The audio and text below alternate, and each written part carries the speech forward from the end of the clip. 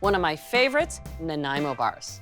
Think chocolate cookie crust, buttery custard layer, and chocolate on top. You have to love that. I'm going to start by making the crust, and it's a crumb crust. That crumb crust starts with a cup of graham cracker crumbs. You know, I used to make my Nanaimo bars using chocolate cookie crumbs in the crust until I visited Nanaimo, British Columbia, where, of course, they were created. And I actually saw the original recipe. Guess what? Graham cracker crumbs. To make these graham cracker crumbs chocolatey, I add 3 tablespoons of cocoa powder.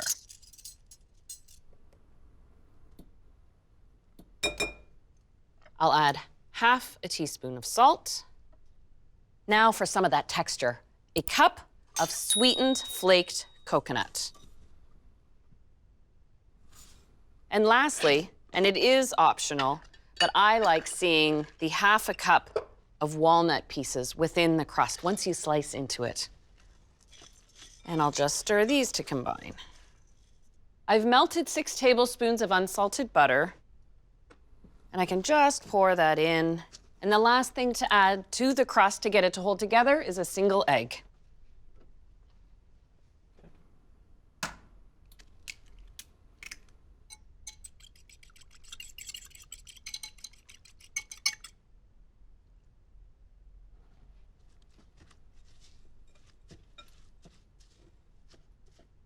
There we go. Now this is ready for my pan, which I've lined with parchment paper. And it just gets pressed in evenly into the bottom. It doesn't have to be pressed as firmly as I pressed the granola bars into the pan. Just make sure it's level.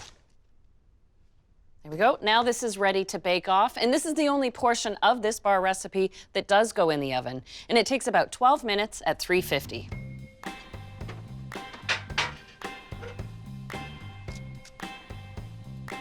It's important to cool the crust to room temperature before you put on that buttery filling, because butter filling on top of warm crust equals a puddle, and that's not what I want.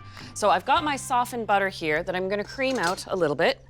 You might call this filling a variation on a buttercream. So like a buttercream, I use icing sugar. I'll measure 2 cups out. And I'll sift in just 1 cup to start.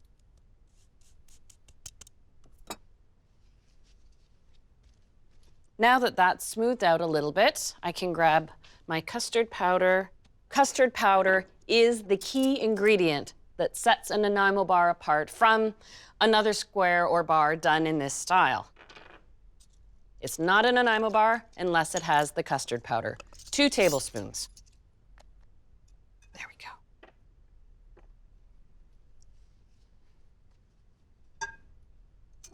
And now I'll measure in 3 tablespoons of milk.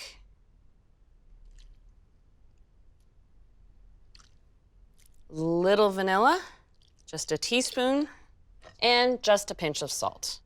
Don't worry if it looks sloppy and messy at this point. Once I add the remaining 1 cup of icing sugar, it all smooths out.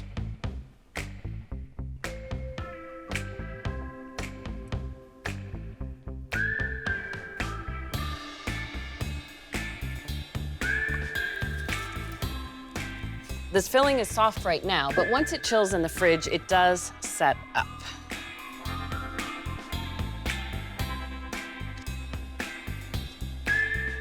You don't have to chill this filling before you start the melted chocolate layer that then gets poured on top.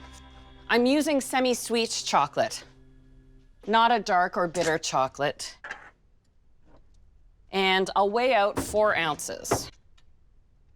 Whenever a recipe calls for melting chocolate, you need to weigh it, not measure it by volume, because it really depends on how your chocolate is shaped. Is it in blocks? Is it in chips? That way, weighing, you know you get the precise amount. And I've prepared a water bath with barely simmering water. I'll put the chocolate on that. And to help keep it smooth and also easier to slice without cracking, I add a couple tablespoons of butter.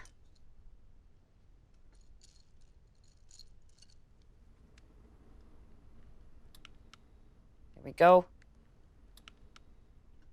Now this is ready to get poured onto the filling. And then very gently spread the chocolate so. And now my own personal addition, while the chocolate is still fluid, I put on a little sprinkle of flaked sea salt. Now this is ready for the fridge to chill down before you slice it.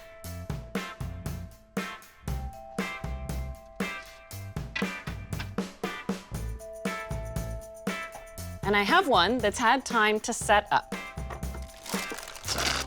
Pop it out of the pan. And the first thing I like to do is use a serrated knife to gently cut through that top layer of chocolate so that it doesn't crack. There we go. Now it's easier to cut through the Nanaimo bars. Classic Nanaimo bars with that layer with the coconut and walnuts, that custard-like, almost buttercream filling, and of course, chocolate on top.